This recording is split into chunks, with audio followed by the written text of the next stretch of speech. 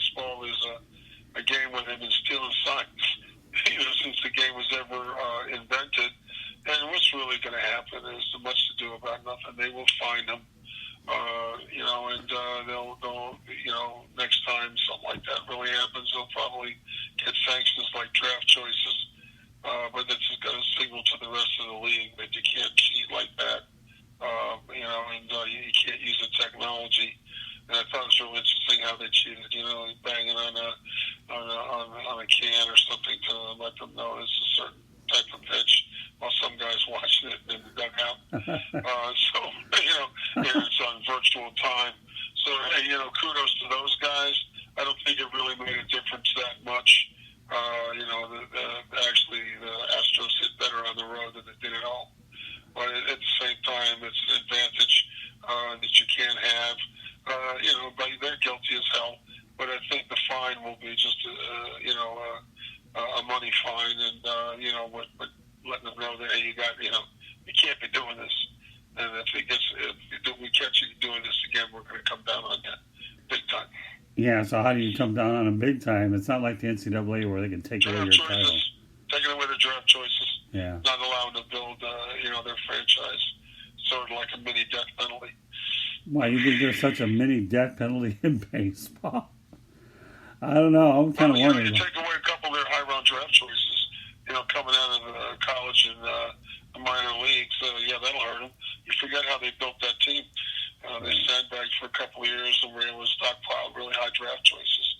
So, you need to continue to do that, particularly when you're not going to have those high-round picks because you're, in the World Series and won one and lost another. So you take away those draft choices when you're going, a long, long time. You're not going to get the cream of the crop at all. That's true. Well, I mean, they definitely built from within. Some good news actually coming out of Houston, though, was Justin Verlander winning the Cy Young Award. Definitely well earned, wasn't it? Yes, best pitcher all year. The stats show that, and he pitched for a championship team, played well in the playoffs. Unfortunately, he's probably a better regular season pitcher than he is a playoff pitcher. Right. But he has been in those games as well, so you can't really hold that against him. I think he was like 0-5 or 0-6, something like that in the playoffs. Right. But in the World Series. He's pitching in those key games, and he did well down the stretch. So, kudos to him. Yeah, and it doesn't hurt that he got a no-hitter in Canada the second one against the Blue Jays. I think he's had 3 of them, and 2 have gone against Toronto. I believe one of them was against the Milwaukee Brewers when he was with the Tigers. So, but now let's go on to our big subject of today, and I want to spend a fair amount of time on this one. Is Hockey Night in Canada fired Don Cherry after 40 years? The coach's corner is something that's been synonymous with his gig for a lot of years. A lot of people on Hockey Night in Canada, me being a guy that lived in the Detroit area, Windsor's across the border for us.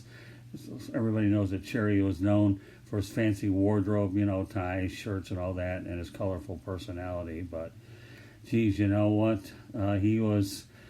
He stepped out of line one time. His partner, Ron McLean, certainly got on his case for doing what he did, but the damage is done. Well, it's just semantics. We all know what he meant.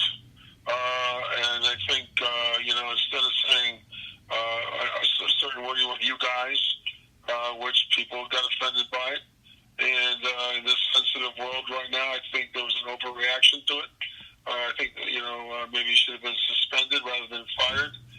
But this is the world we live in, and hopefully he'll land on his feet because he's been doing this for well over 30-plus years. Right. And I just think right now, I saw him stand up and, talk about it, and we all know what he meant. And there are people out there who are the silent majority, and we're not hearing from those people. We're hearing about people who are very sensitive to these types of remarks, and the network has to respond to that because it's viewership, and viewership translates into dollars, and there you go. And, you also take a look at the media environment, at what's going on out there right now, and in other avenues. Maybe they felt that they had to do that and be proactive and get in front of something like that so that the network didn't call a lot of attention to itself. So the environment that Mr. Cherry set it in, he's kind of being victimized by that as well. It's a shame that it is what it is. That's all I can say. The man is 85 years old. Do you think he's got another year or two on the employment market out there? Well, he's looking good to me. Yeah, no, he's a legend, and he's been doing this for a long, long time. He has great passion for what he does. He has a lot of great passion for his country. And he said something that he felt that he needed to say on a particular patriotic day that a lot of people agree with. He just used the wrong words, and people got offended by it, and that's it.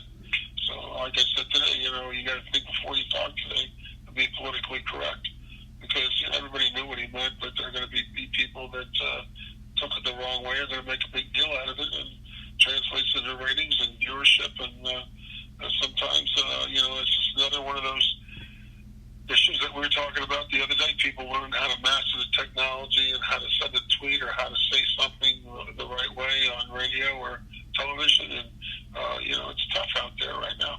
Let's talk about a couple of people are getting caught. So let's talk about a couple of major slip-ups through the years. Rush Limbaugh, I know that ESPN hired him for a while, and ESPN knew what they were getting, but when it came down to what Rush brought to the table, they couldn't handle it. I remember Chris Berman and Tom Jackson realized that holy Toledo, this guy definitely, we wanted attention, but not the kind of attention that they thought, even though they knew what they were hiring. It's you're integrating politics into the world of sports, and sometimes it's not a good thing. Okay, you have a lot of I can remember this kind of mushrooming over the years. I remember Howard Cosell. Look at that little monkey run. Remember that one? Right. Oh yeah. All right. Jimmy the Greek. I remember we used to have a great show, and he would tune in, and I think he said something about defensive backs in a certain race having this or that, and it was perceived as racism or that kind of thing. And it's not necessarily the best way to put something that a lot of people feel is the reality. And today you have to be very, very careful. So over the years, this thing has gotten to the point now where the media and Twitter and all these other things are accelerating this thing to a large degree and moving that pendulum very, very fast, or something over a decade might have been brought apart because of just newspapers. Now you have the media and you have constant microscopes, and Twitter accelerating all this stuff now, and you got knee-jerk reactions by, television stations and the cover-ups and a lot of other stuff. So, it's open season right now, and people are having to be very careful what they say. And sometimes I think it's gotten to the point now where the pendulum may start swinging back into the middle, because people are really, really getting tired of what they're seeing on television. Today we had the impeachment hearings, okay, and they just watch one network saying one thing and another network acting like it. This is big time stuff, and a lot of it's just subject to how people are feeling. Right. Okay? So it's not. I don't think that's.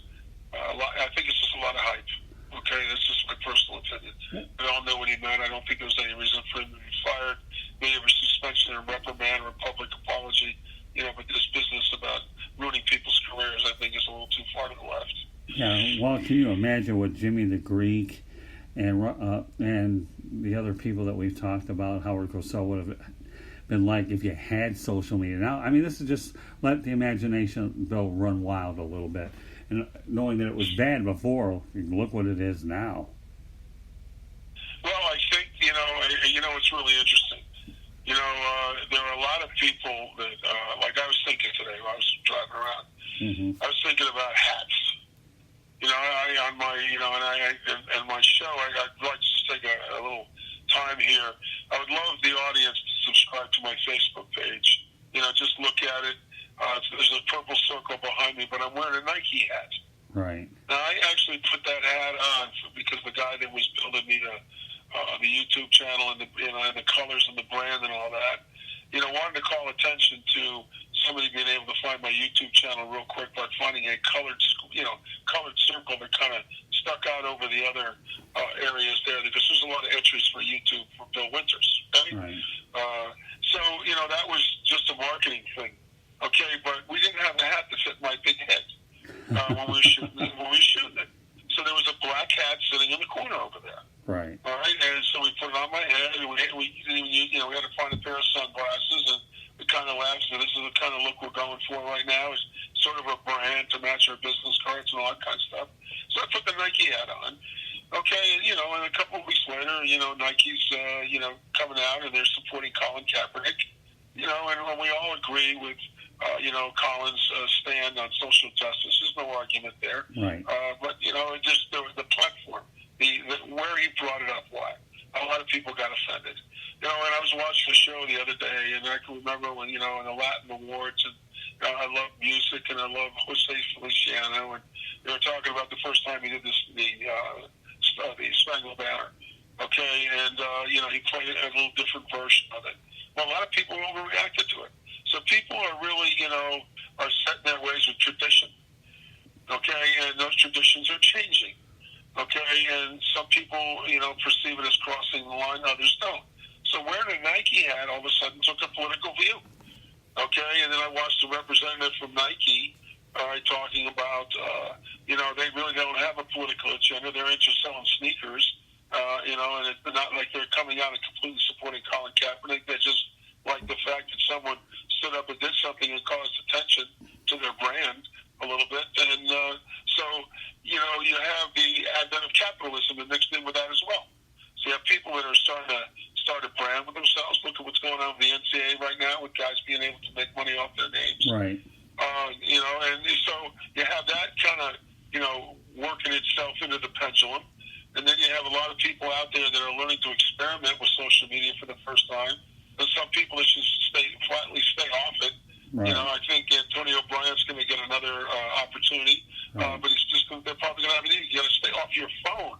He's not bad on social media. It's just ridiculous on the phone with the rants and the tweets and the stupid things he does. And then you got the women jumping all over him, and you got that movement going on.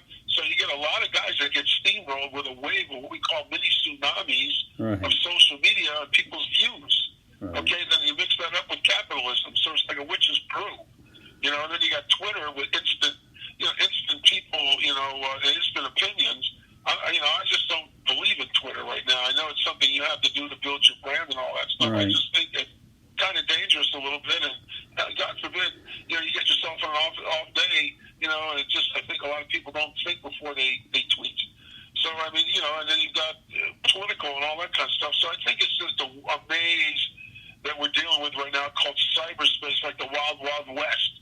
Right. Okay, but it'll self-correct, it'll stabilize, the pendulum will move back to the middle a little bit, because the American public isn't that stupid. I think they're getting tired of the overexposure. I'll go you one better. I'm getting to the point now where I almost feel like State Farm and some of these companies are actually trying to brainwash us. Right. With that sound, and the same commercials over and over and over. It's like you sit there and you go, well, they're probably the only ones who can afford the commercials. Right. Okay, but then again, can't we have a little variety here? Right. Why does it have to be the same thing over and over and over? And after a while, it starts to become a little bit of brainwashing. Right. Okay, then you mix it up with a quarterback that still has to prove himself with one of the networks. I think it's progressive, and the ads are so ridiculous. Like, goodness gracious, we're kind of putting the cart before the horse here a little bit, aren't we? This guy isn't Peyton Manning or Steve Young or Joe Montana. He's a rookie. So you start to see the risk that some of these companies are taking with branding someone, you know what I mean? Right. So I just think that, I'm from the Kawhi Leonard school. Right. Just be quiet, let your play, at your play, do it for yourself. All right? Well, and, it's going to be fun to watch all this stuff shakes out. When Cherry got fired, it reminded me of a guy by the name of Al Campanis, and I don't know if you saw that Nightline, but I did. So we're going to talk about that for a few minutes while we have the opportunity to do exactly that, all right? I'll watch it on Nightline. I got to know Al Campanis